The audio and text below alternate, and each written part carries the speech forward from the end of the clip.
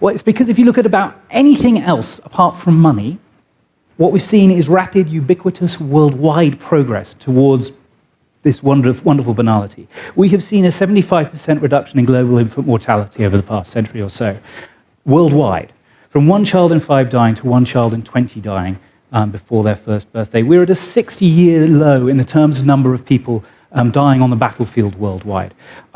According to the available measures of democracy and civil and political rights, there has never been a time in history when so large a percentage of the world's population is living in fully democratic regimes that respect their rights. More than 87% of the world's children are in primary school. That's up from less than half 50 years ago.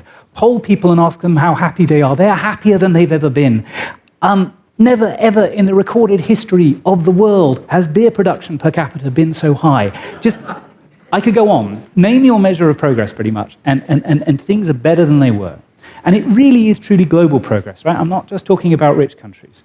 So, according to Bill Eastley, again, from New York University, the proportion of the population of sub-Saharan Africa affected by famine between 1990 and 2005 was less than 0.3%. The proportion who were refugees in 2005 was 0.5%. The number who died in wars between 1965 and 2001 averaged 1/100th%.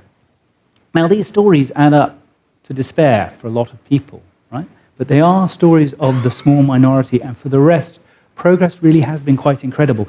So life expectancy in the region has gone up 10 years over the last 40 years. From 1970 to 2000, literacy rates in sub-Saharan Africa increased from 28% to 61%. We went from less than a third to way more than half of people being literate. Huge progress everywhere.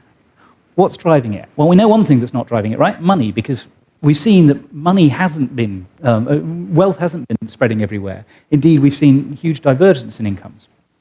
But we also know that it can't be money, because when you look at countries that are getting poorer, things are still getting better, a lot better.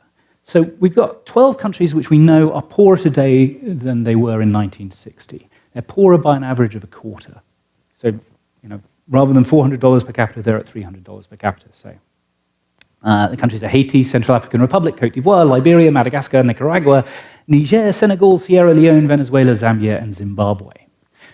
Now, in these countries, at the same time that income was plummeting, average life expectancy increased by an average of over 10 years. Adult literacy rates in every country, on average, doubled. It went up in every country and on average doubled. For the 9 countries where we have some sort of measure of civil and political rights, they improved in 7 out of the 9.